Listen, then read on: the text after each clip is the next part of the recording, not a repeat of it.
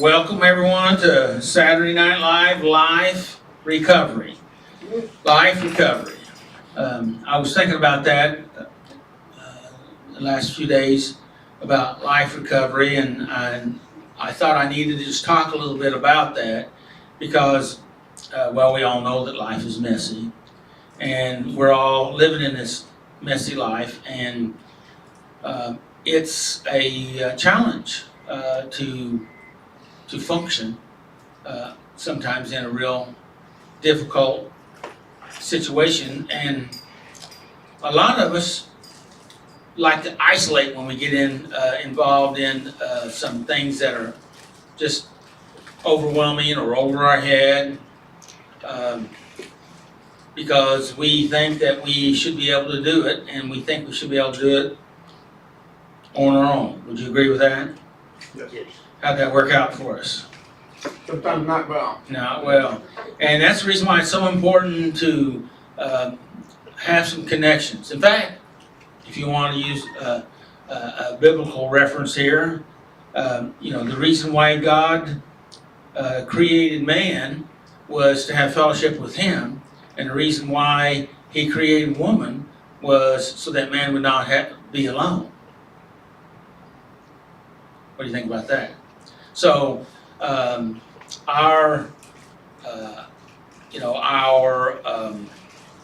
sometimes addiction to being alone works against us. Now, there's always a time that we need a little separation, but total separation has a negative effect. Do you agree with that? Yes, sir. So tonight we're going to be step one. And we're going to be, step one, of course, is we admitted that we were powerless over our problems. And that's what I'm just talking about. These problems, when it's a problem, oftentimes the reason why it is a problem is because we're not able to handle it. And so therefore, we don't have very much or any power in that situation. That's what step one is, recognizing it, admitting it, because we don't like to admit things, right? And that's what today's lesson is going to be talking about, is the dangerous self-deception. What do you think about that? Indeed. And that's going to be out of Judges 16, 1 through 31. And our real problem, if you really look at it, is found in the areas of the lies we tell ourselves. Would you agree with that? Yes. And now, I'm going to ask you a question. How about that? What is dangerous self-deception? What is that? What does that mean? When we let when we go against our own better judgment and then justify, like try to convince ourselves why it's okay or why it's harm. Oh, convincing ourselves. And what would you call that? What? You're lying to yourself is certainly deception. Okay, so that's self-deception then, right? So convincing ourselves. So you're telling me that, and by the way, I looked up self-deception, and it's talking along the same line here, is that we are convincing ourselves of something that's not true, or that's a lie. And that means, listen to that, we're convincing ourselves of something that's not true. We are convincing ourselves of something that we want to believe, but we know it's not true. And it's harmful to us. And it's hard. Yes, it'll kill you. Okay? Building your life on a lie is not productive, right? But self-deception is we convince ourselves that to believe something that we know that's not true. John, that's the microwave. And so my thought was, why would we do that? Well, maybe I should ask a question. Why would we do that? Why would you do that? Get my way. To get your way? Trying to get my way. Get your way to, and what does that mean? Then I can, like you said, justify it. You can justify it. because that's what you want. You don't care if it's destructive or harmful. I just want it For the moment. for the moment, right? And I seem to think there's some kind of selfishness in there, but you know, it's just.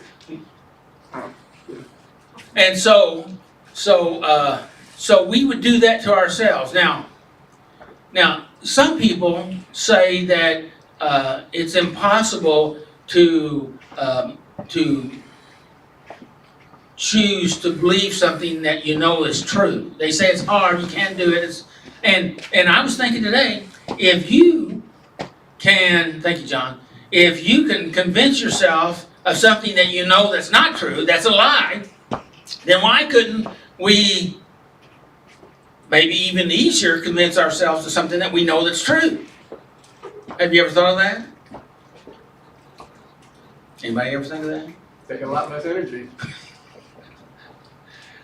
Unless we've convinced ourselves of a lie and then having to reprogram that, it may be a little bit of a challenge. But my point here is, now this goes back to my rational emotive therapy studies that I studied many years ago, and that is that when you decide what is true and you know it's true, then you have to choose to practice to believe and practice to believe that is true. Why should I practice what is true, which I know is true, but I want to believe that lie?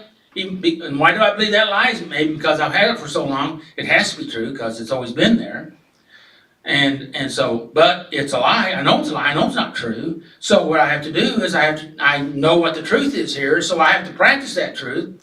And if I practice that truth, eventually I'll come to the place that I'll accept that truth and know that truth is true. And the reason why I want to do that is because believing the truth is really in my best interest. That's the bottom line. What's in your best interest? And tonight we're going to be talking about this dangerous self-deception. And some examples, maybe? well, yeah, there'll be some. There'll be some. And of course, you could give us a couple hundred if you want. from this week. And so anyway, we'll be talking about that. And by the way, to our internet audience, I'm glad you're with us tonight. The band is not going to be with us tonight, so it's just going to be us'ns. And so we're glad you're with us also. And I'm glad that all you guys are here. So I want to read a couple of quotes, thoughts that I have written down. I haven't got to do this for a while, and I was looking for Matthew because he always likes to work me over on him. But this is a Carl Jung. Anybody familiar with Carl Jung? C.G. Jung. He's one of the fathers of psychology. He says a paradoxical views that are not, we're talking about our views, and it lines up with what we're talking about here in a degree, says paradoxical views that are not made conscious will be played out in the world of fate. In the world of what? Fate. In other words, in like you'll call it fate or karma, or you'll call it something, you know. But the fact of it is, because we have dual views going on, and we're not willing to be aware of what's going on.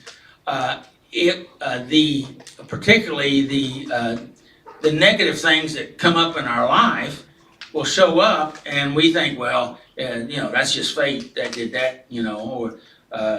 And so he's saying that what we need to do is be aware of this. And tonight, when we're talking about this self-deception, if we can become aware of our own hands that's doing that to us, feeding our minds with the self-deception, if we can become aware of that, that doesn't mean that you can fix it all at once, but at least now you're aware, because awareness is the first step of recovery, right? And then there's work and practice after that. Growth, development. And so I thought that would be a good one to throw in here. And to give you a reprieve from that headiness, I have this statement here that I really like, and I've had it on my sheet for several months, but I haven't got a chance to read it, so I'm gonna read it tonight. How about that? And it kind of speaks to our times right now, what's going on in our world. It says, hard times create strong men. What do you think about that? So we ought to be creating some strong men right about now. Wouldn't you agree with that? I think we are. And it goes on and says, hard times create strong men. Strong men create good times. Yes? Good times create weak men. Weak men create hard times. So it's a circle. It's a circle. And, we have the Old Testament that really lays that pattern out, how the children of Israel went through that cycle. And if we don't, I don't know that we have to fully live in that circle, but the life pattern is kind of that way. And if we're not careful, we're just picked and carried along with that tide, that circle tide. So, anyway, I thought I'd just throw that out. And I had a couple others, but I think I'll save them for another day. So, John, are you reading the 12 steps tonight? I guess, somebody else do. Okay. Matthew was supposed to do that, but he's not here, so how about if you do it? That'd be all right. Be good? Yep. So, any thoughts before John reads 12 steps? I'm glad you're here. All right. Sorry about last week, and You did not create the weather, I. so. This is true. I did. I'm not in control, but I am responsible. No matter how much you want to, you're not in control. Yeah, I'm not in control, but I am responsible. Come on up here, John. Let me see if I can find it. There it is.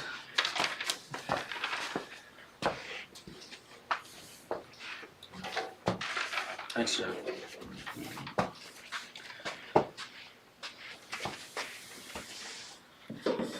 I'm not as tall as Doug. Yeah. We admitted that we were powerless over our problems and that our lives had become unmanageable. We came to believe that a power greater than ourselves could restore us to sanity. We made a decision to turn our wills and our lives over to the care of God. We made a searching and fearless moral inventory of ourselves. We admitted to God, to ourselves, and to another human being the exact nature of our wrongs.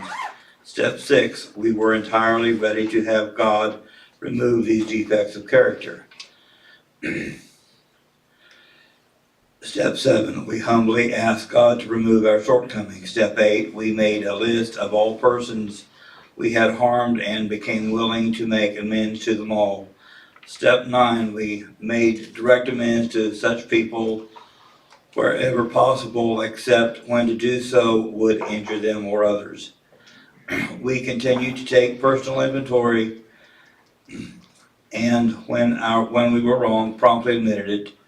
11, we sought through prayer and meditation to improve our conscious contact with God, praying only for knowledge of His will for us and the power to carry it out. Step 12, having had a spiritual awakening as a result of these steps, we tried to carry out this message to others and to practice these principles in all of our affairs. Thank you very much. Thank you, John. Thank you, John. Does anybody need any of our life recovery bracelets? Oh,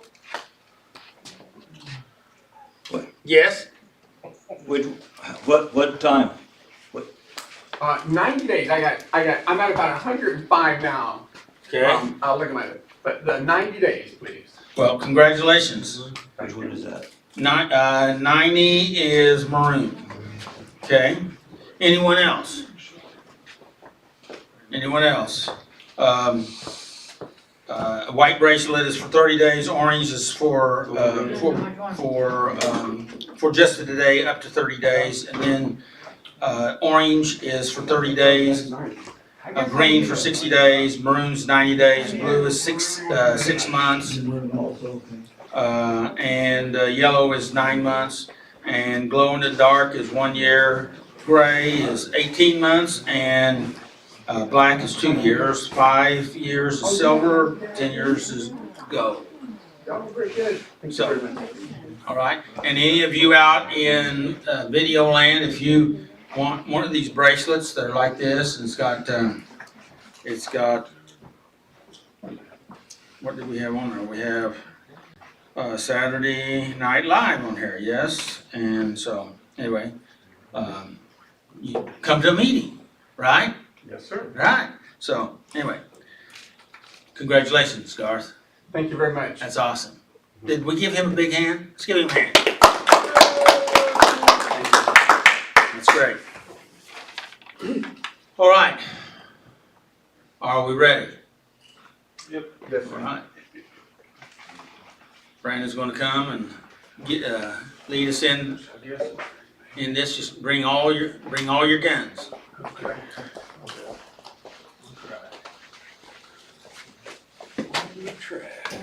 How y'all doing tonight? Okay. Speaking of Mike here. All right, I'm Brandon. I'm grateful to be in recovery. And we're gonna be doing step 1, dangerous self-deception. And Bible reading is gonna be out of Judges 16, 1 through 31. And it says, we admitted that we were powerless over our problems and that our lives had become unmanageable. It says, when we refuse to admit our powerlessness, we are only deceiving ourselves. Okay, let's ask a question there. Can we ask a question there? Yep. I won't mess you up. No, you're good. You're good? I was thinking about stopping there anyway. Okay, well, go ahead and stop. Okay.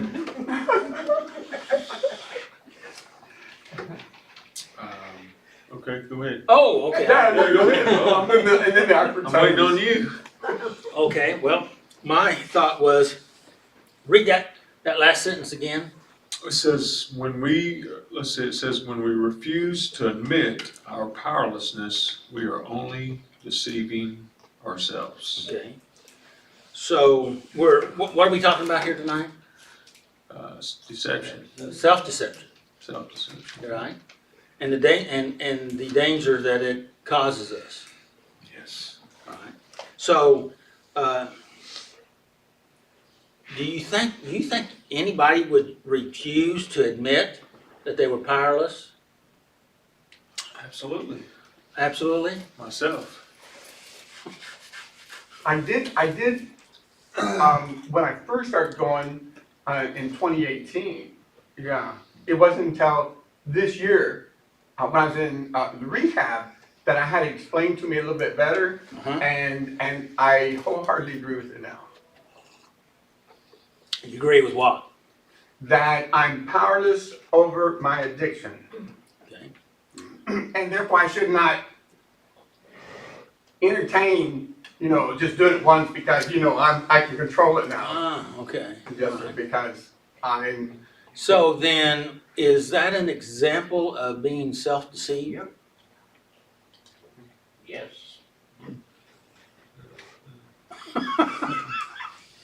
That was a slow answer. So, do you know what I'm talking about? me? Yeah. Yes, and when I first heard that though, I thought, well, I'm not really powerless because I'm here. And I can take steps to correct it. But I had it a little better explained, and that is what, that's not really it. It's like whenever I do it, I just, I'll just do it once. And I've always heard if you cheat on your wife once, it's easier the second time, it's even easier the third time, and then, it just, and that's what I experienced each time I would relapse. Mm-hmm. One is too many, two is too few. And and your point to the powerlessness doesn't mean that you have no power anywhere in your life, but pertaining to this situation, you, particularly when it seems to intensify on you, you stand helpless. It picks you up and carries you away. Does that sound about right? I would And- agree. And yes, and so you have we all have willpower, but and I'm kind of flipping this a little bit. We all have willpower, but the trouble is willpower is short-lived. We don't have very much of it. Even those of us that's got a lot of it. But actually, we only have a lot of it in particular areas that we practice a lot with it. I would agree. Okay, and so, and the thing of it is, in our addiction, we don't have any willpower in it because it has always pulled, or flipped a switch, or rang the doorbell, or called on the phone, or just knocked on the. I used to have a lady that says, it knocks on the wall, my bedroom wall at night.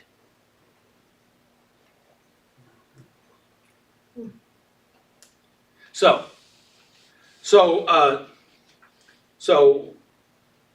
is it true that when we refuse to admit our powerlessness, we are deceiving ourselves? Is it true? So, I mean, it's like I said, we have to admit it first before we can get some So, help. so in your, may I use you as an Please do. Yes. deal with this? I needed to ask first. Yes. So, in that state, because sometimes we confuse ourselves on purpose, and sometimes it's not on purpose, but sometimes it's a good excuse to be confused, right? So, hey, I'm not powerless, even though I can't manage my addiction. I'm not powerless, which is true, but you're arguing with yourself and you're setting yourself up. And you're actually working on deceiving yourself to make yourself vulnerable to the situation. So, we all agree that it is true then, right? What did you wanted to say something on that? I mean, like the recovery or the denial, it says refuse to admit our powerlessness, we only deceive ourselves. Well, we like to cover up. I like to cover up. I like to try to make, But devoid, get a void in my life and to, avoid it, deny it, lie about it. Yeah. That's covering up, right? so, And would that be self-deception? Yep. Or even just trying to deceive others? Robert! I've struggled with my addiction to gambling for 30 years. And many times I even admitted to myself I was powerless, but I think I was still lying to myself because I didn't stop. It didn't stop me. I just said, well, I'm powerless, but I'm gonna go do it. I'm gonna go gamble anyway. So yeah, I get it, I'm powerless, but Let me I tell wanna you. do it anyway. Yeah. That's some of that self-deception, like, I can manage it, I can hold on to it, I know I'm powerless, but it's gonna take all my money, it's gonna take all my paycheck, it's gonna take all the whole year's paycheck, Yeah. it's gonna eat Took my your lunch. retirement, Uh, take everything. And then the next step is, after it sucks all your assets dry, then you have to start looking at getting into somebody else's assets. Right. And then And I've done that too. and They've then done that. and then the chances, well, because that's where it goes, right? And I'm not trying to be harsh or to be funny, because then nobody gets away with anything for very long. You may be able to keep it covered up for today, but you know, and then you have a chance of going to jail, right? And you don't have to talk about your situation. And so now, and I don't really want you to. But, Okay. you know, Let me tell you one thing that most recently has helped me Good. more than anything let's hear it. is discovering a Gamblers Anonymous Uh-huh. group Uh-huh. where people, it's like, I've finally found a home, you know, where people understand the exact feelings that I've been through. And so now I've truly admitted that I'm powerless. Good. And it's taken a many, many years, but I've been 2 years clean now, so. Congratulations. But That's great. it was a long, difficult path to get there, let me tell you. Well, our brain is not designed to make us happy, okay? It's trying to keep us safe, and the trouble is, it will go ahead and it will lie to us to keep us in those dark places, because it's saying it's safer in here, okay? And but again, that's that self-deception. So that's great, but even though your particular facet of addiction, and you finding that's good, I congratulations.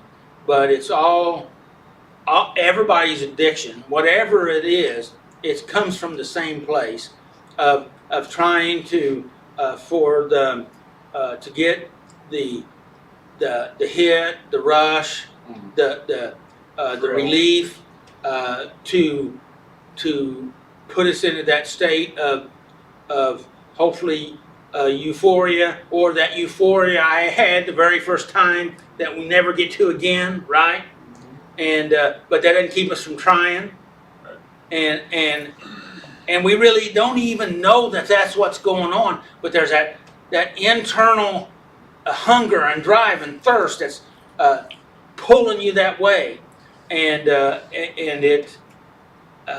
that's the reason why coming to a place and getting some understanding and seeing and hearing others and knowing you're not the only one. Yeah. So congratulations. Yeah. Go. And I've been going to the Gamblers Anonymous for maybe a month or something, you know, because I just didn't just kind of like want to get myself kind of exposed to kind of all of it. And there's an individual there, and he said, well, you know, and he said, well, you know, I do blackjack and stuff, and I could kind of win. I had a little control, but eventually I didn't get the rush, and so I would get, you know, bigger bets, and then eventually I wound up over, you know, so that was at the GA. A few days later, I was at the Ozark Center at a counseling session, and there was a guy there who said the identical thing, you know, and I just found it so interesting that, you know, yeah, it's But that's what we're talking about. That self-deception. You know, I can do one. Okay, I can handle this. Okay, I can do this. You know, nobody's going to know. It'll be all right. You know, I've been clean long enough. I can handle it. You know, and I can go where I know I shouldn't go because I'm untouchable. And again, that's self-deception. I'm super Christian. Yeah. So, you know, I've had and you know, I've had people talk. I've talked with people that. I've talked with them in my office, and I talked to them about relapse, and they said, "No, I'm not relapsing. I'll never relapse. Jesus has set me free." I said, "Well, I'm glad. I'm happy for that." But you need to prepare, because if you're not prepared, if you're not aware, the enemy's going to come and get you, right? And this particular, and he's not the only one, but there's been several, got mad at me because, you know, I wouldn't line up with that, because that's a form of self-deception, even though it sounds really great. Sure. Okay, and I want it for him, And, And I would say they wanted at that moment oh, too. they you know, wanted to, and, yeah. you know, but he was cleaning out something in somebody's place and found the Uh-oh. pipe and, you know, just had to try it again.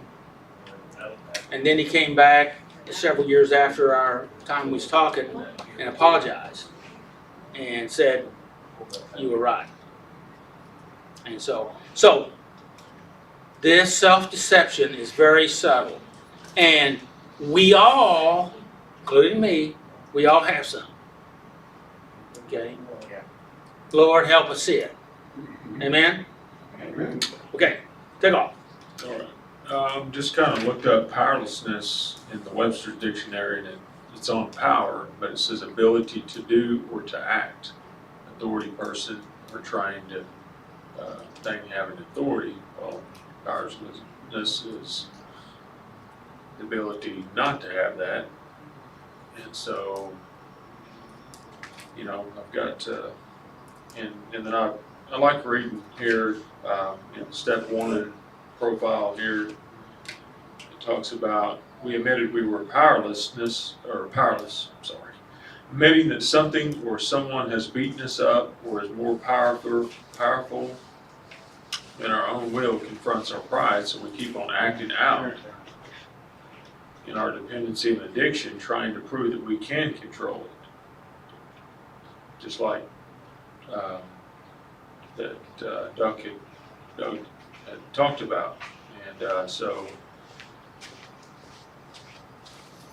And so I think that we have to realize that, like you said, powerlessness over here in page 2, it says Barry learned that powerlessness did not mean helplessness, and that he could take action such as attending meetings, Yes. having a sponsor, reading recovery literature, and drawing close to God.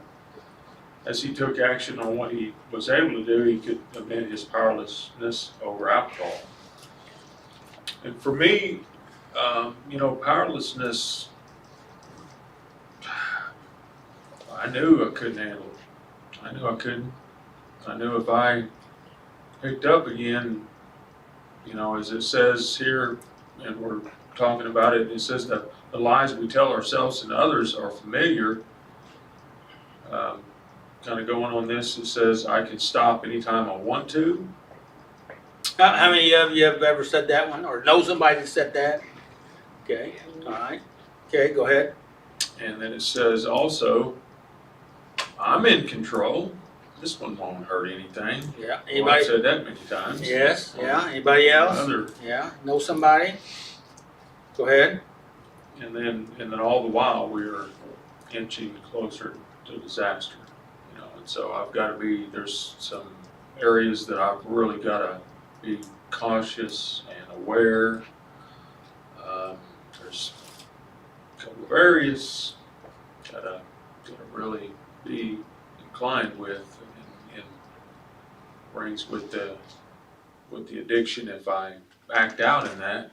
And so it's just learning, you know, but like I said, the willpower, I mean, I know once that addiction, I do have the willpower to say yes or say no. I mean, but a lot of times if I put myself in vulnerable situations, as we all know, it's gonna come backfire on us, and it does every time. Hey, I went out there thinking, as maybe y'all have done, I'm gonna try to help somebody, or I'm gonna try to talk to them about coming to get recovery, and then all of a sudden, sooner or later, I'm back out there, and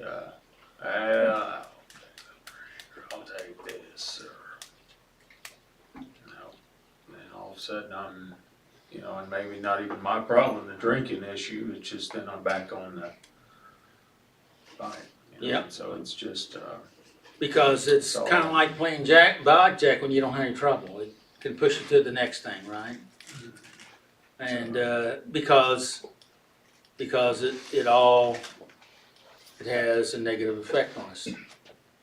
And if you're susceptible to it, and particularly in particular areas, that means it's, you can be affected much easier. Oh, what about this excuse?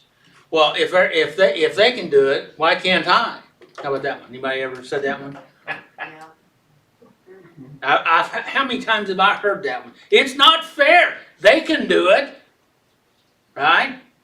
Well, you can do it too if you want to destroy your life, right? Isn't that true?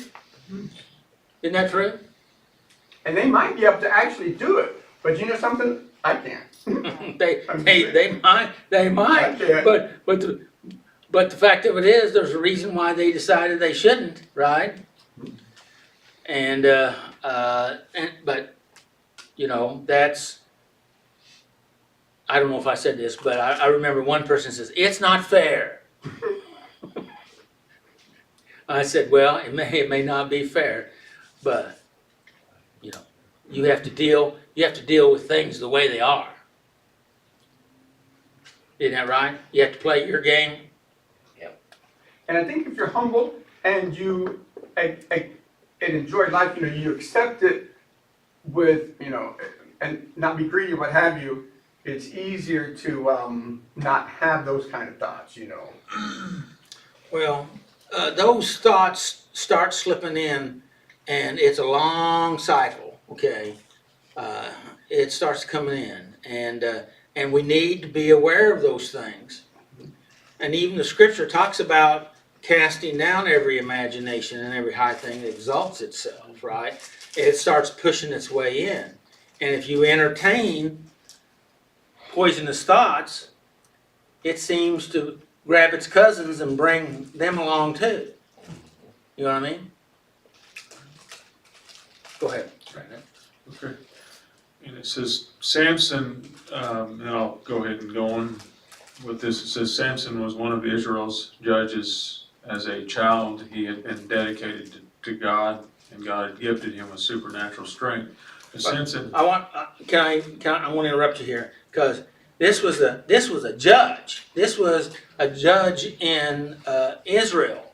So he was. There wasn't anybody else in Israel higher than him in Israel at this time, and where he was at. He was a judge. Okay, all right. He was ordained, picked out. He was the big preacher guy. Okay, you follow me? And so and he was anointed. He had it. Okay, he had that. But just because he had that didn't mean there wasn't something else that had him.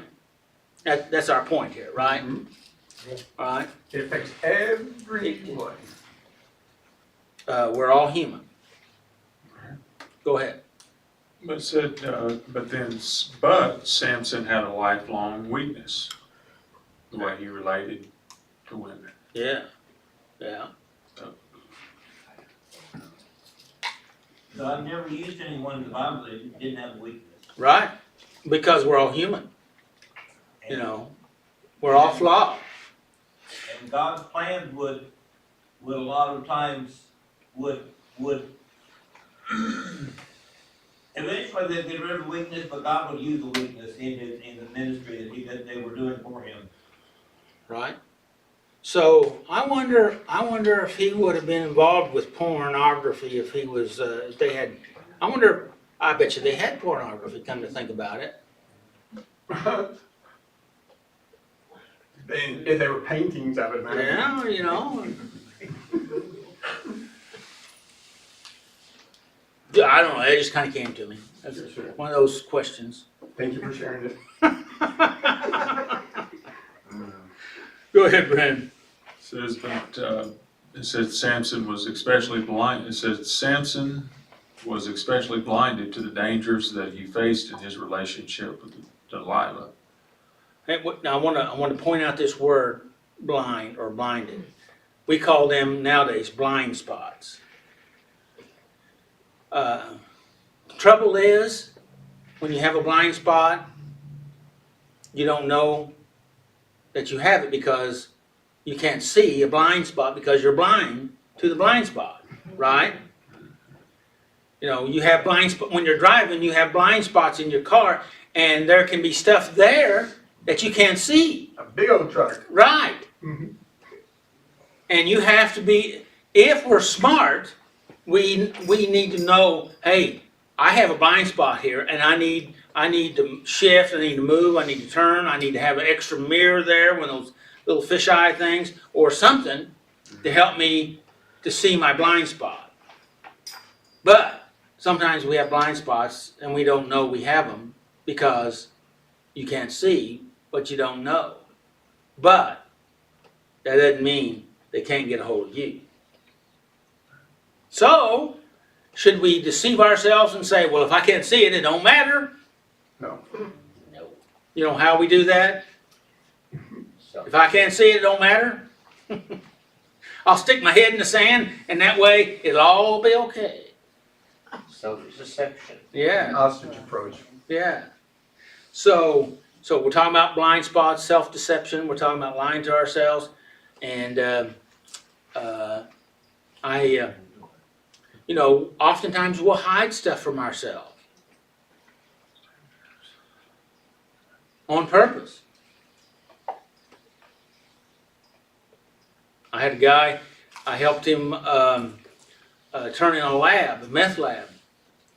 But I didn't find out till years later that he just kept back a little bit of it just in case. I mean, he was going clean, but he didn't. He didn't let it all go.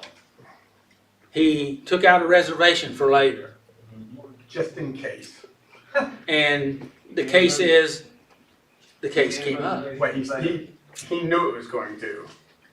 Well, I've oh well, yes, I agree, but he deceived himself saying that it wasn't. sure.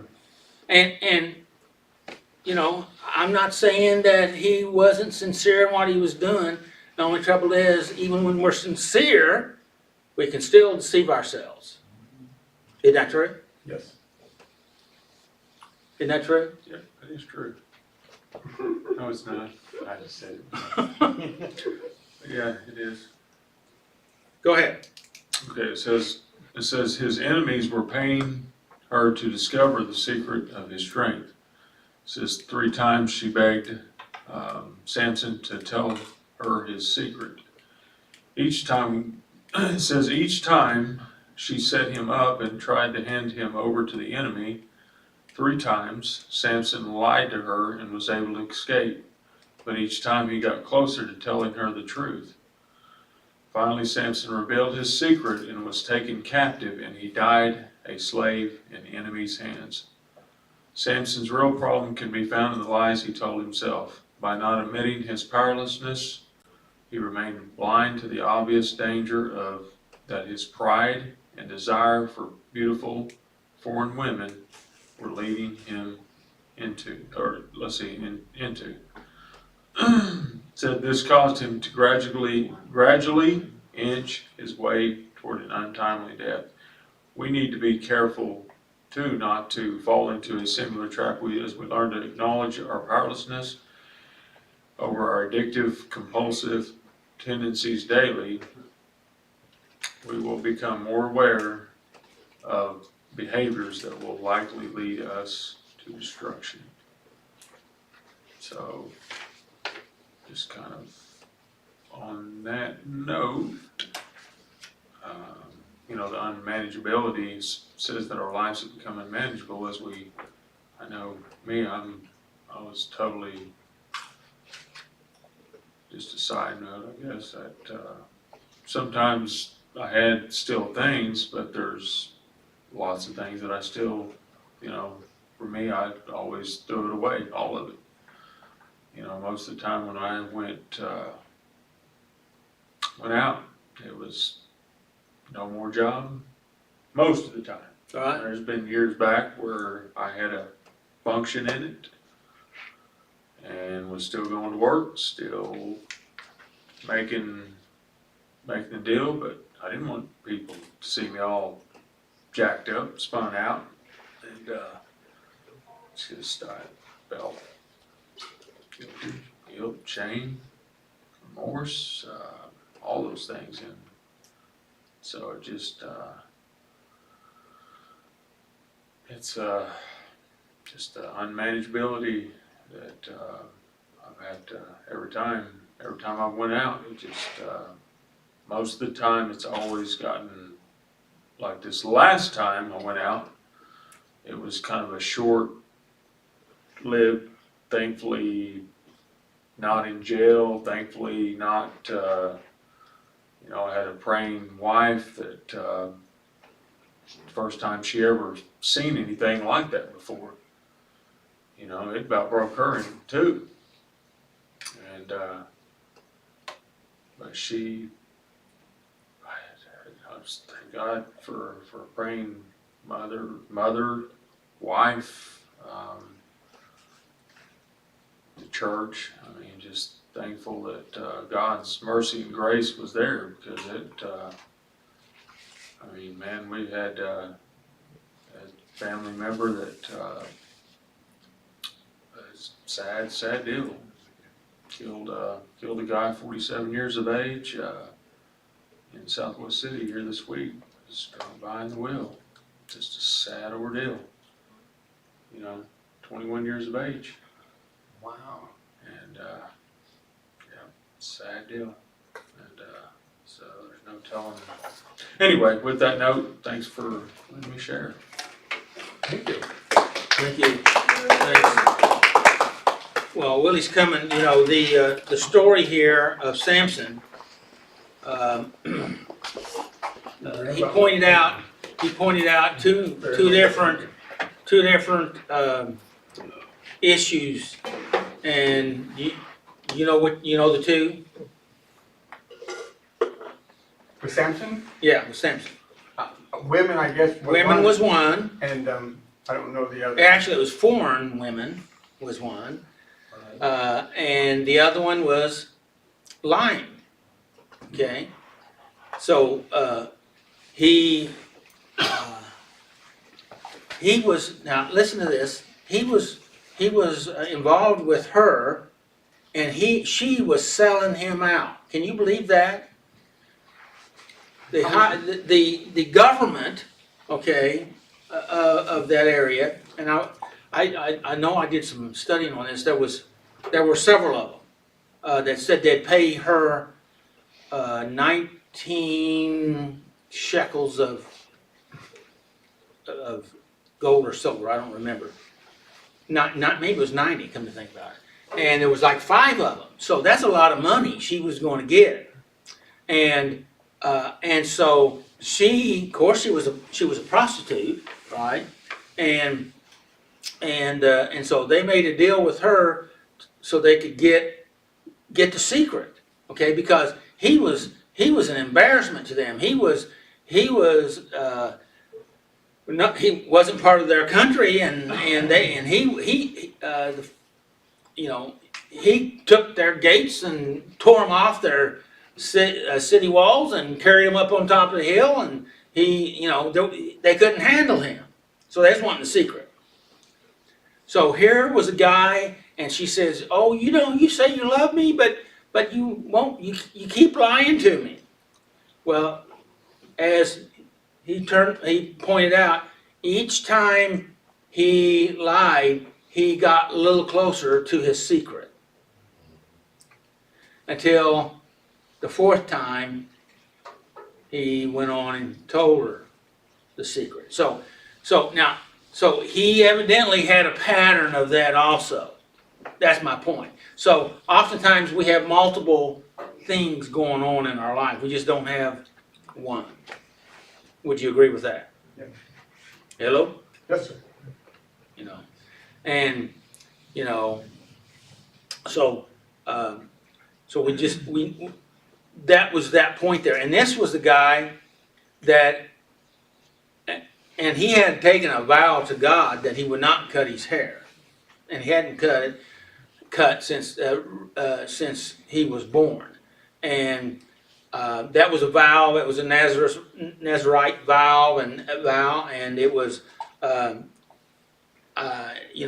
so he knew that when that happened, he had violated that. Now, I don't know if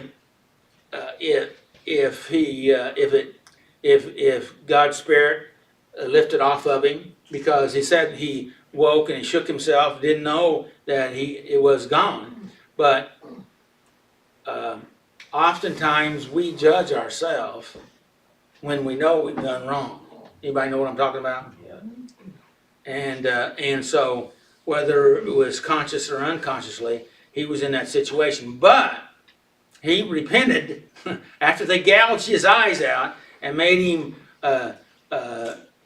grind the corn. He come to the place, it gave him an opportunity to separate himself from all of his stuff. Okay? You know what I mean? And get connected, reconnected.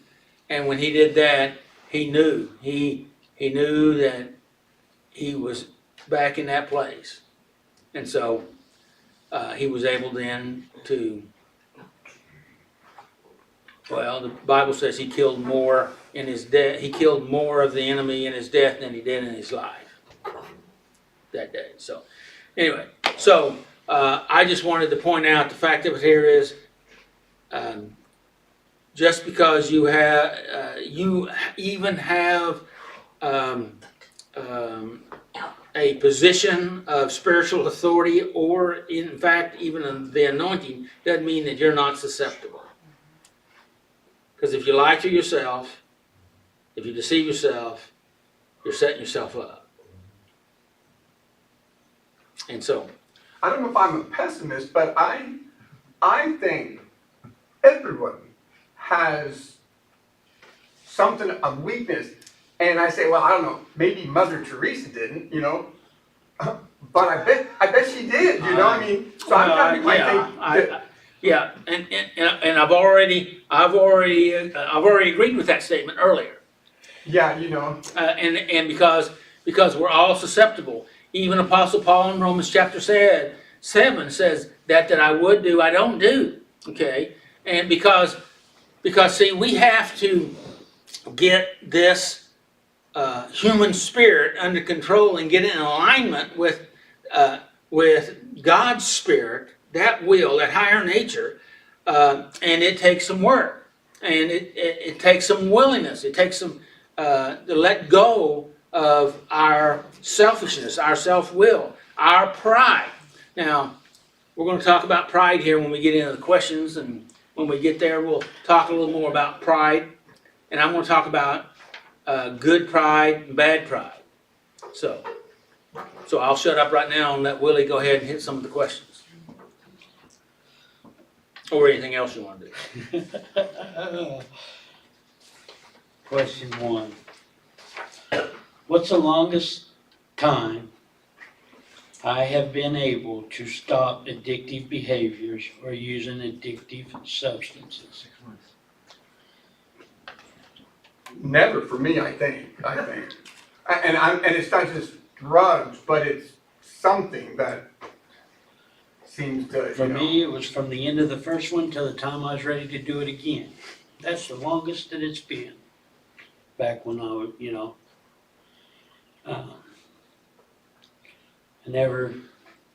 the self-deception hit me harder than what the actual addiction would have, because I faced, you know, on that one, I've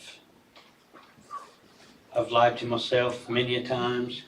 I've been in situations where if I didn't like your answer, I tried to change your mind, or one way or another. And that just got me further deeper in the hole.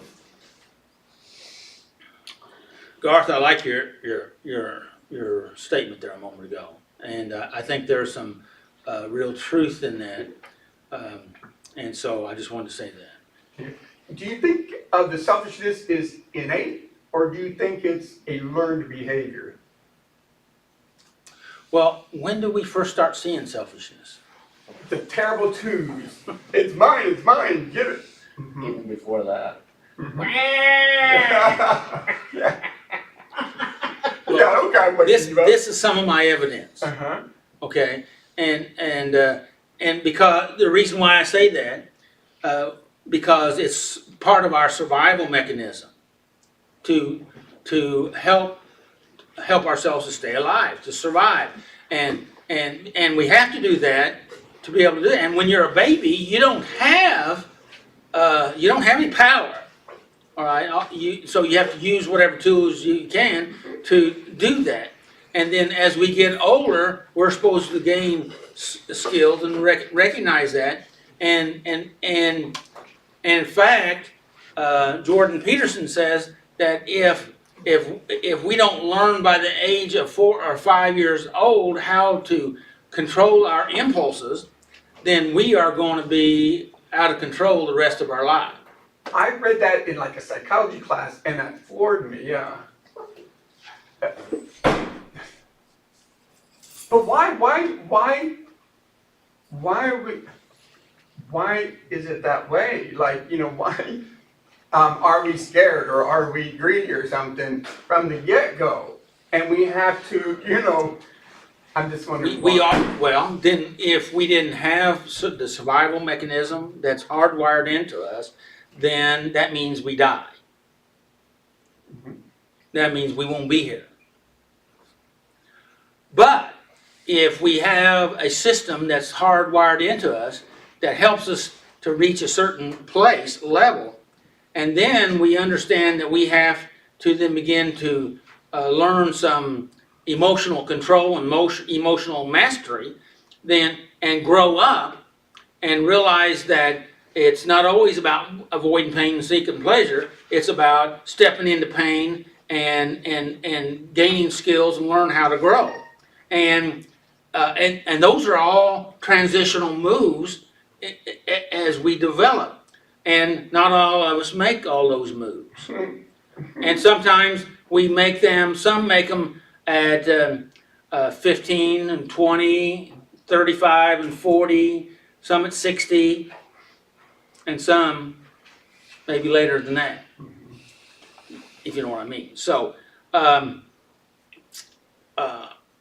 rest of my answer to this, I wasn't there on the design of this thing. And I'm not saying it's wrong. I'm just saying, hey, since it is the way it is, we have to accept reality the way that it is. It works out better for us, even though you don't have to like it, but we have to accept it. Does that make sense? And this was the first time I have ever kind of seen it that way. Well, Yeah. congratulations. Why? How could you see it this way this time? It's just, well, I guess I'm just listening, and thinking, it just seems like, I was telling him about some cases that was in Miami involving DuPont and stuff like that, and so I went to look at the case and show him, and there's a whole bunch of them.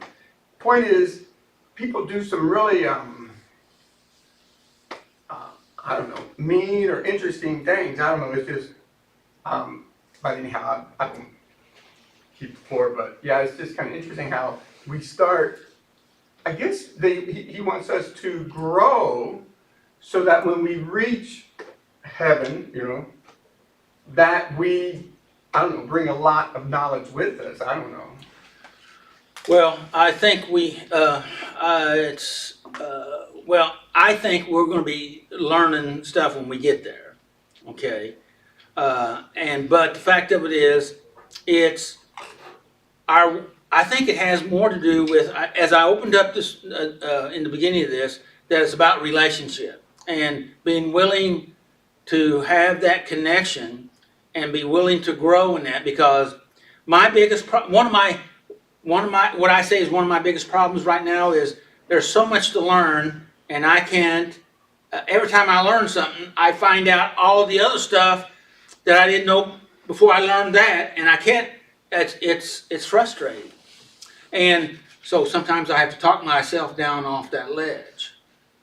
And I know that's a little sidetracked, but the fact of it is, as we continue to learn and grow, I see, I understand, and I have a greater appreciation and awe for what God has done, because we don't even understand a fathom of everything that's going on. We don't, I mean, researchers still don't know all about the body. They don't know all about the brain. They're learning stuff all the time, and it goes for all kinds of other stuff. And because information is doubling, I think I just heard it's every 6 months now. So it's, I mean, that's unreal, you know. And who am I to think I can keep up with anything? I can't.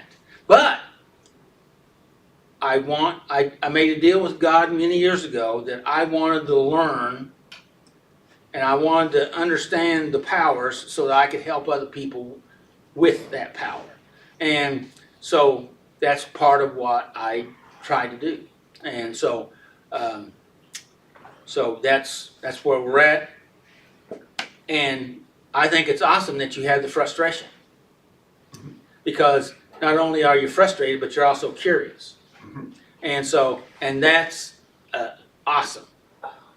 You know, Willie's always asking me questions about stuff, and there was a day that he didn't ask those type of questions. Yeah. You know, and so and when we do that, we're learning, we're growing, we're developing, we gain more skills, and then we're more apt to be able to help others that cross our path. Hopefully it builds empathy and humbleness, you know.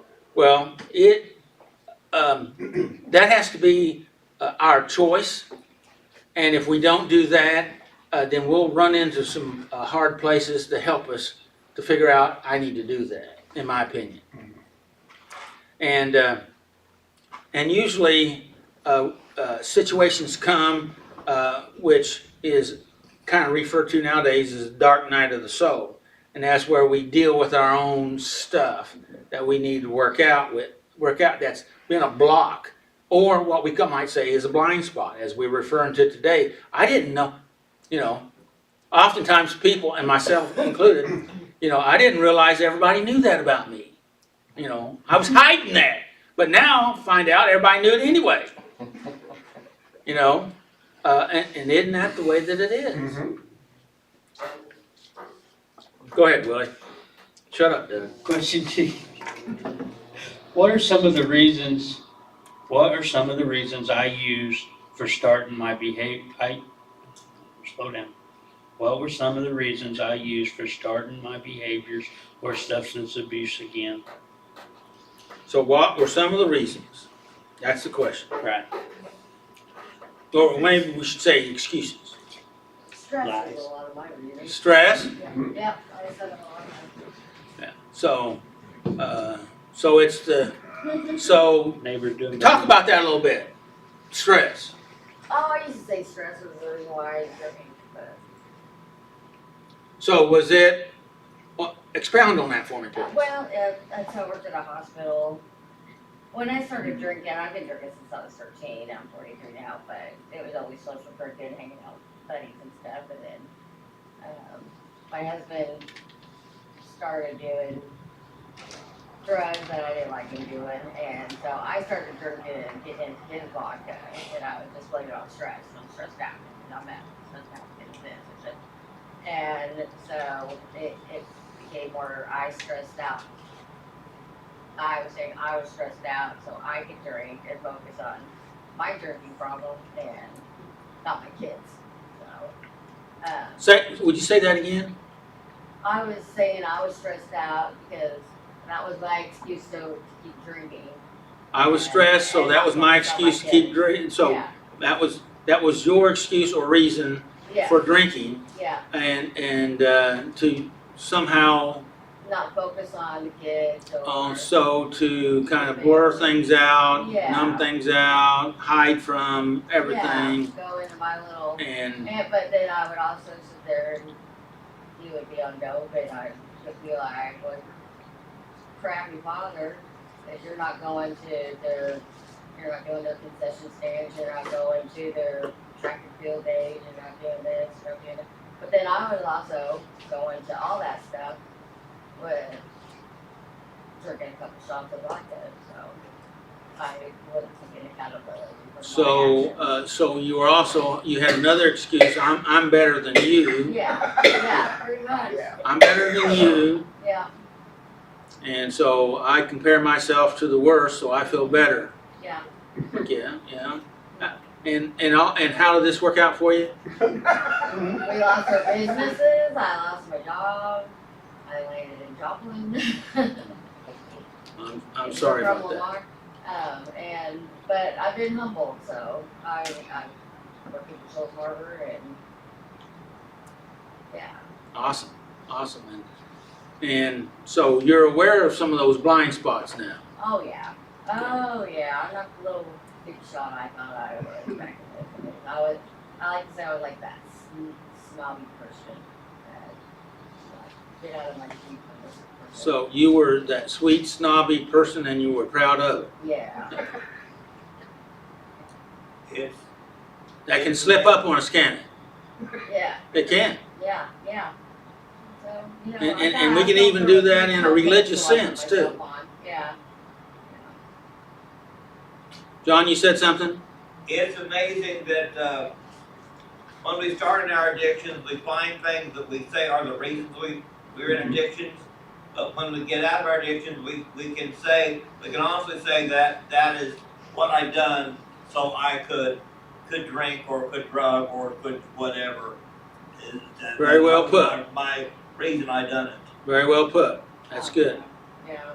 In other words, you know if if you know from the get-go, if you don't stress, you're not gonna drink or you're not gonna drug or you're not gonna do whatever. Yeah. And so to get in that position, you get yourself stressed over whatever it is, maybe something little or something big, but whatever it is, you get yourself stressed and have a reason to drink or drug or whatever. So you're saying you possibly set up a system You to set- cause you the set yourself stress? loose. You set yourself loose. Okay. Yeah. But, you know, the thing of it is, we need to realize too that when we're talking about some of these things, I want to throw this out, this is what we did, but it never was who you are. We're not our people. We're not our addictions, okay? We're much more than that, way more than that. And we are to return to who we are, not what we did, okay? We can let that go and be forgiven. We can be forgiven, and then we need to forgive ourselves. Right? Yeah. Everybody agree with that? Anybody disagree with that? That's the hardest person to forgive is ourselves. I know. But, in Doug's opinion, that's the most important one. I agree. And when we're talking about self-forgiveness, you know, we are talking about extending God's forgiveness towards ourselves. We receive it. You know, we don't, because that power lies outside of us. That's what the higher power is all about, right? That we are able to receive that power to let it go. Okay, that's what I did, but that's not who I am. Yeah. So, go ahead, Willie. Question 3. What are the things I think I can control? I can or cannot? I can. Oh, thank you. What's the things I think I can control? Wait a minute, I think we ought to talk about that. Yes.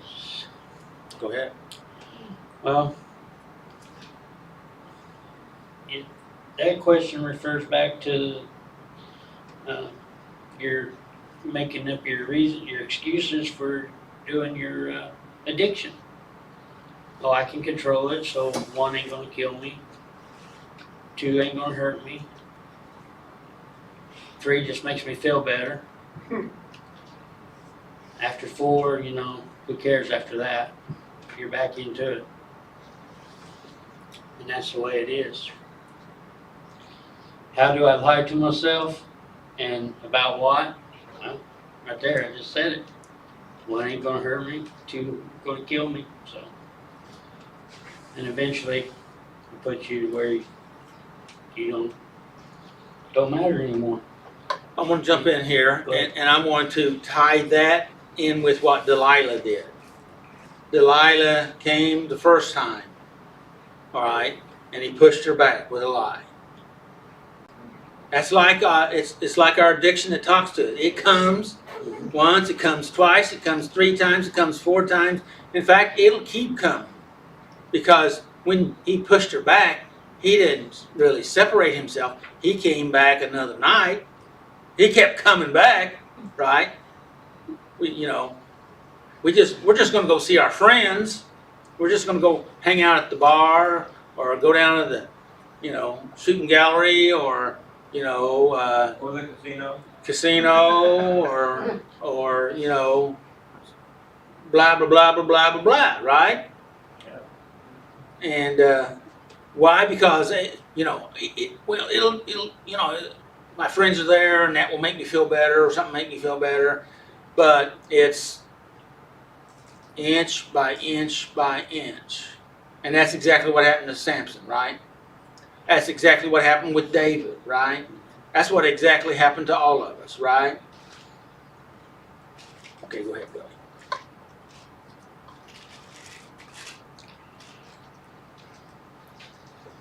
What's so, sorry, what's so scary about telling the truth?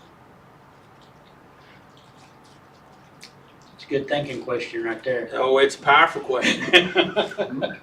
It is Surely one I really want to answer. yeah. I want you to see me the way that I want to be, not who I am. That's where that pride starts kicking in, was that question right there.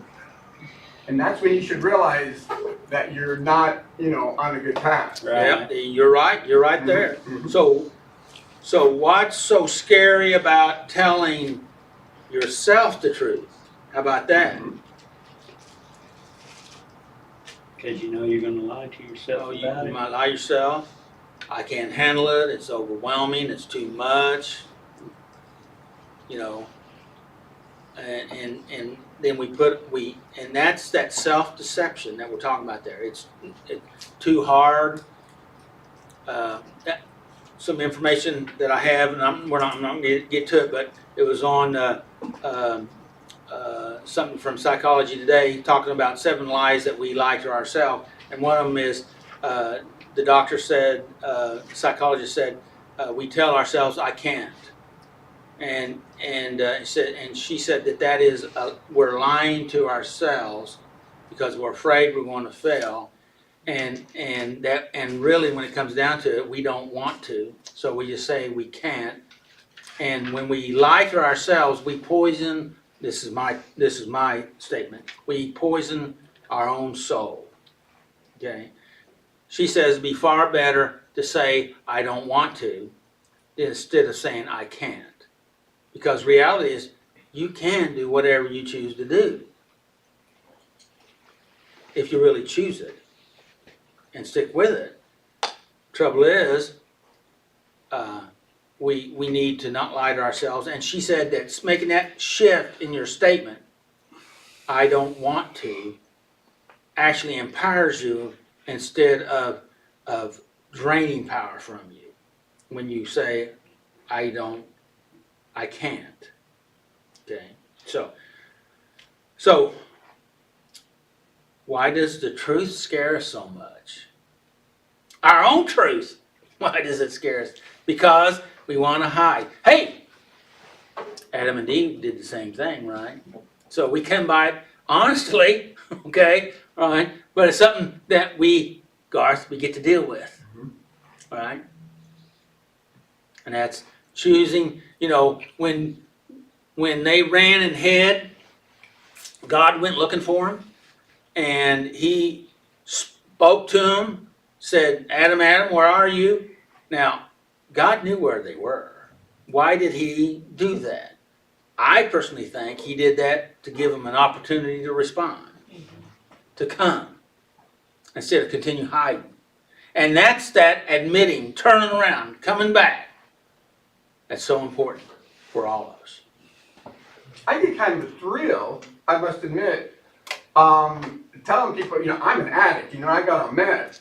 However, for me to maintain that, I have to stop and I have to turn it around and I have to do something with it. I have to make it a lesson and not let it defeat me. Amen. Because I want to get to that point where say, and you can too, because boy, it's not easy to stop once you start, Would a change of mind begin in saying, I have been an addict for all of my life, but I am working on not being an addict? I don't see a problem with that, but see, and that lines up with my statement. That's what I did. Yeah. But that's not who I am. Okay? And I'm gonna get better. And so, that's how I view it, because there was things in my own life that I felt so bad about and disliked that I would punish myself, about it. But I had to come to the place that I had to be willing to let that go and realize that's what I did, but that's not who I am. And was able to start to see that's what I did. Not that I like it. I wish I didn't, but that's what I did. But it has positioned me to be where I am right now. What I learned from it was amazing. I don't want to do it again. No. I don't want anybody way. else to do it. No way. That's kind of what I was talking to you when I got back into recovery about, as far as, you asked me, what did I learn? Mm-hmm. And I kind of thought on that, but as far as on that light, I don't necessarily, and I'm not gonna bring a big deal on the one side, always an addict and all that deal, but as far as, do we always have to work these steps? Is these something that I'll always have to do for the rest of my life? And, because I've seen people in even my first rehab in 2004, seen a guy get instantly delivered, never ever had the temptation to ever use again. But then there's some people that's, like you have talked about, the process. And I think for me, that's kind of what, because after, before I relapsed this last time, God reminded me of the steps. And I'm thinking, I've always, been in the Bible and, going to church, that's possibly enough. But it's. Well, a few years ago, I'd have a different answer than I have right now. But the answer I have right now is, it really depends. See, because we are a mechanism machine, okay? And we able to control some parts of this machine, but there's a lot of parts we can't control. We can affect some parts, but we have other stuff that we can't control. And one of the things that drives us a lot is our nervous system. Okay? And we have stuff in our nervous system that got there early in childhood, and we may not even know that it's there, but it affects us. And this individual you're talking about that got delivered, he may have been able somehow to alter that nervous system. This is just a theory, okay, I don't know, but this is my speculation from things I've learned, but that somehow he was able to transform some of that energy that's in his nervous system he was stuck in, because when they're talking about in your brain, when you're trying to go from short-term memory to long-term memory, and what they call about crossing over the bridge and being able to transform that and being able to shift that over, it's shifting of energies. And I know that's a bunch of stuff, not that I even understand all of that, but it's what I'm saying is complex.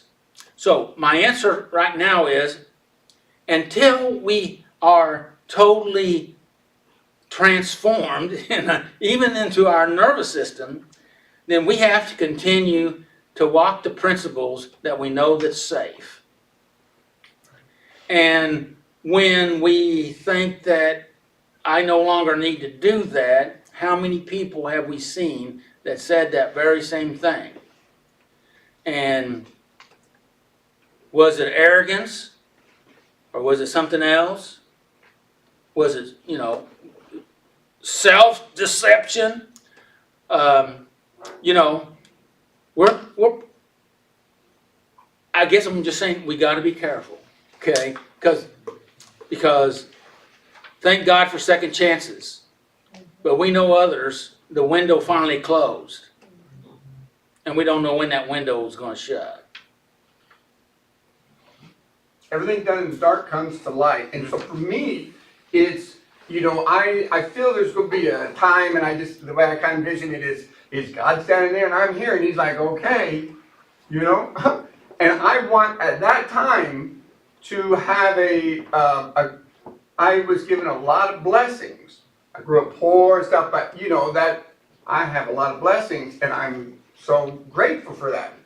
And I think if I throw it away, it's just so selfish because so many other people would want it, and I can't just throw it away, So that's kind of a big motivating factor for me, Good. That's awesome. That's awesome. And so,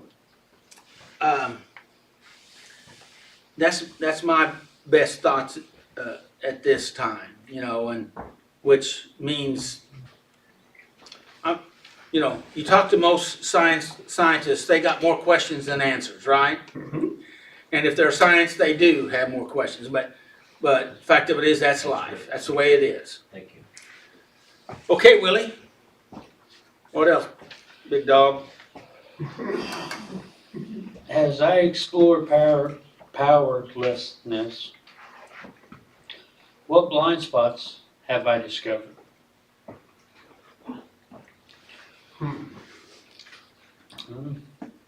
Basically, it showed how my addiction controlled me instead of the other way around. I mean, hey, look how you were doing this, look how you were doing that, and that's, lead me to say, okay, I don't want to be that way anymore on that. Good. And then, question 6. What are the results of pride in my life? What were the results I'm sorry? The results of pride in your life. Oh. You can trip over pride. Yeah. Pride could get you in trouble quick. That's why I was hoping to hear what you have to say on that. Well, I'm gonna turn it over to you now. Well, like I said earlier, pride is something that we, the scripture out of Proverbs 16:18 says, "Pride goes before destruction, and a haughty spirit before the fall." And we all know that, but at the same time, we know there is some good pride and there's some bad pride. Okay, and what does that mean? And that's where this falls. This haughty spirit is easier to understand. We understand that. That's somebody that's arrogant, that's maybe even insulting. They think they're better than everybody else, or maybe they're not better than everybody else, but you're less than they are, type of thing. And we understand the haughty spirit really easy. This pride that we're talking about here is this pride that is more of a self-pride, that, I'm a self-made man, okay? But the fact of it is, that's very arrogant. Oftentimes we know that some of that means is that they have come up from nothing. But the fact of it is, as you said a while ago, Garth, that I started off poor, but I've had a lot of blessings. And what that's saying is that I'm proud of where I'm at, but I know how I got there, and that our participation with the divine has helped me to get where I'm at, and that would be confidence. Okay, and sometimes we we see confidence in a different way. We see pride, but pride, when it's a healthy form of pride, it can be a healthy form of self-confidence. And knowing that, you know, I can say I know a lot of things, but I don't know everything. Well, there's a lot I don't. There's a lot I know, and the more I find out, I don't know. Okay, and The more I learn, the dumber I realize I am. yeah, You know. and I think Socrates said the same thing. Okay, and so he was pretty sharp guy, you know, and so the arrogance, and primarily the sense that I think I'm better than somebody else, is some of that self-pride that we're talking about that's bad, okay? But knowing that Apostle Paul kind of said this way, I am what I am. I know whose I am. And he knew that he was God. He knew he was intelligent, he was sharp, but sometimes he would try to use his intelligence instead of being divinely led, and that ran into some problems. And so, but we all have to learn. We have skills and talents and gifts, and we can either use them directed by our will, or we can choose to let God direct us. And it works out better for us, by the way, if we let God direct us. Yep. But part of our lifelong lesson is learning how to do that, in my opinion. And I've been trying to think about the difference between pride and proud. When we were talking, I think it's okay to be proud, but pride seems to have a negative connotation. You know, I don't know. Right? And Well, I looked it up, and I looked up several different things, and trying to be able to find a way to, I mean, I feel like you, like the sense I got from you right there is we seem to have a knowing, understanding exactly how that all fits. But sometimes just because we kind of have that sense, we're not always able to communicate it. But I think we all have some of that. Do we not agree? And so, Lord, help us with our understanding, right? So, we're way past time. I figured we'd be short tonight because we didn't have the band, but you guys talk too much. but because you have such insightful things that make me think. Oh, well, that's good. Yeah, Thank you, thank you. Well, may the Lord bless you and keep you, and may His face shine upon you and give you peace, right? And make healthy choices, right? Yes, sir. I'll take you.